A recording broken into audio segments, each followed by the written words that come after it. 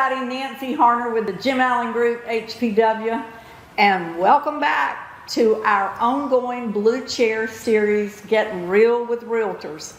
I am so pleased today to have in the Blue Chair Realtor extraordinaire and President of the Raleigh Regional Association of Realtors, and Board of Directors member of the HPW Foundation, the one, the only Tim McBrayer. Glad to be here, Nancy. Thank you.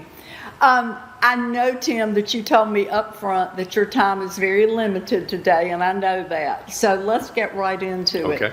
The first thing, it occurred to me that as long as I have known you, I don't know where you grew up, where you're from, or how long you've lived in the Triangle.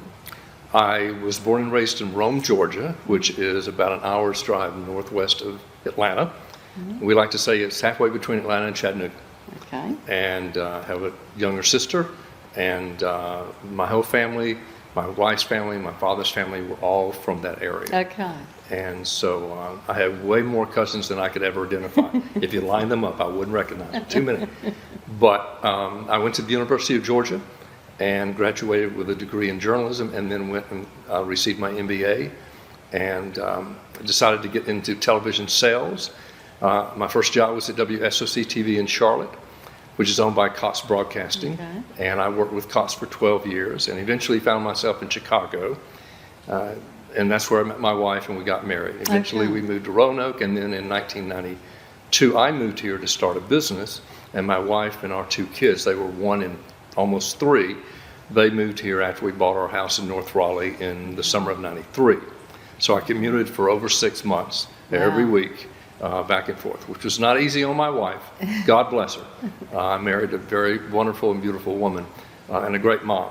But I decided that I wanted to be in sales because I thought that had the best opportunity.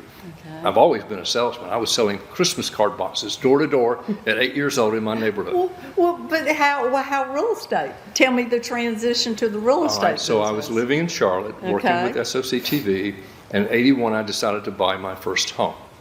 And so I bought a home about 1,700 square feet, 3-bedroom, 2.5 bath, on about a 1/4 acre lot, off Independence Boulevard in Charlotte. And I was intrigued by the process of buying and selling real estate. And so I went to night school at one of the local colleges, earned my broker's license. Back then there was no provincial brokering. That's right. You either went to more school and had to work a little harder to get your broker's license, but then you just hang your shingle out and start your business after you got your license. Right.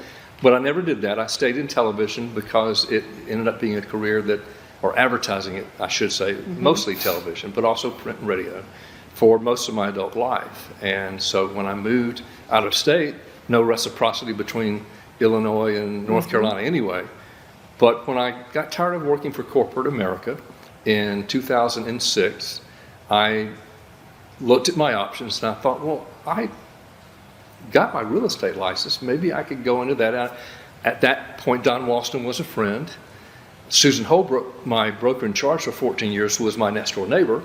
So we knew each other, knew her sisters, who you know. Yes. And so we just started talking a little bit about real estate, and she said, well, why don't you come to my office and just sit in on some sales meetings? Now, by that time, I had decided to go back and make sure I had all the education I needed. Correct. I had to do pre-licensing again. Then I had to do post-licensing, which they didn't even have when I got my license in '81.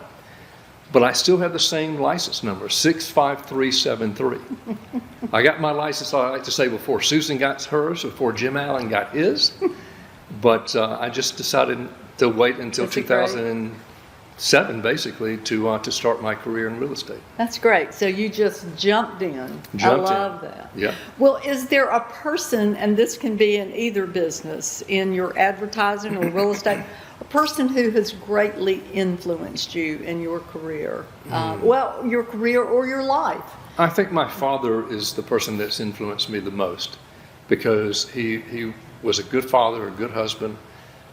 He owned his own business. He owned a retail furniture business. Oh, wow. Which I think at one point he thought I should go and take over after he was ready to retire, but I had no interest in doing that. I had bigger plans. And So I learned about the responsibilities that you have as a business owner. I learned that one important lesson he taught me is never treat the company you work for as just your employer. Treat that company as if it was your company.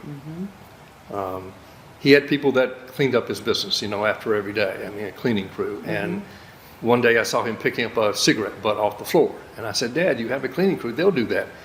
He said, why should I wait on them? It's right there. He said, just always work as if the company is yours, because you'll take more pride in what you do for that company. And I like him. And yeah, I mean, if you take that attitude, you'll always be more successful, and your company will always respect and appreciate what you do more. Absolutely. So that's what I've always tried to do.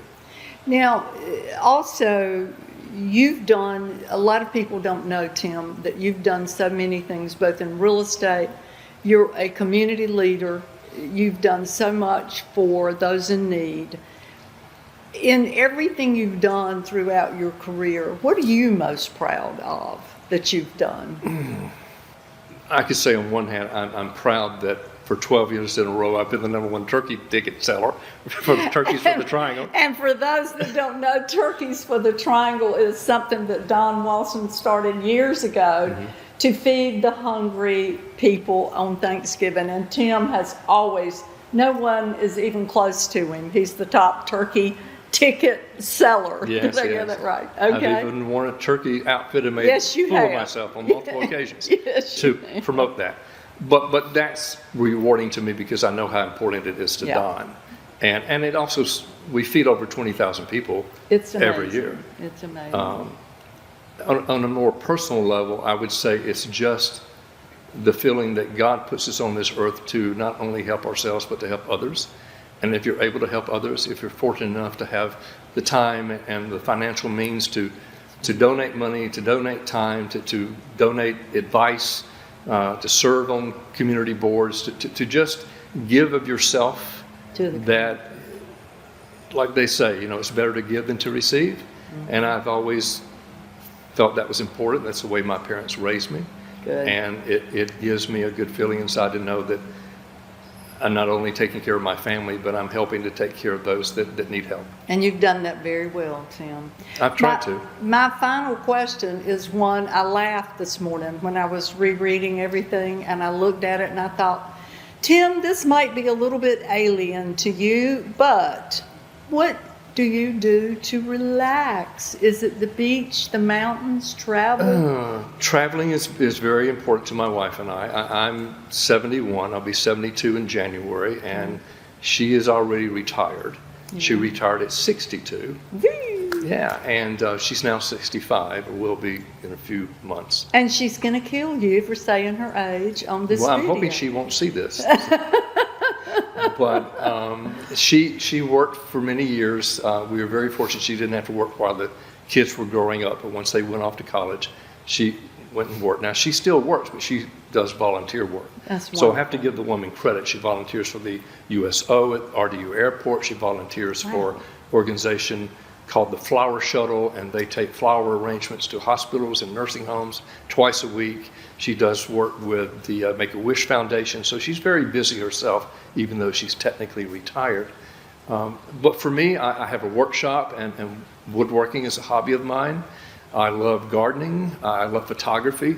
As a matter of fact, I've told my wife many times that once I fully retire, I would like to do a book about the back roads of North Carolina, photography book, and just travel the state and just see parts that I've never seen that maybe a lot of people have never seen, because this state is so I think that's big that would and be so fabulous. vibrant and so different from the coast of the mountains. That's right, and down East North Carolina has so many colorful, beautiful things that people don't see. Yeah. So I think that's a wonderful thing. I really appreciate, you're a Renaissance man. That's it. That's it. I can't thank you enough today for sitting down with us. I know with your community involvement, I know how much you're going in every direction. So I appreciate it. I appreciate y'all tuning in for another segment of Getting Real with Realtors in our Blue Chair interviews. And I want to be sure I mention, we are in Northridge. This gorgeous surrounding you see is a Jim Allen listing. We're in Northridge at 1616 Honey Ridge Road. Yep. That's Beautiful Tim- home. It's Beautiful. gorgeous. Come and see it. Thank you, Tim. If you don't have a realtor, give me a call. Thank you.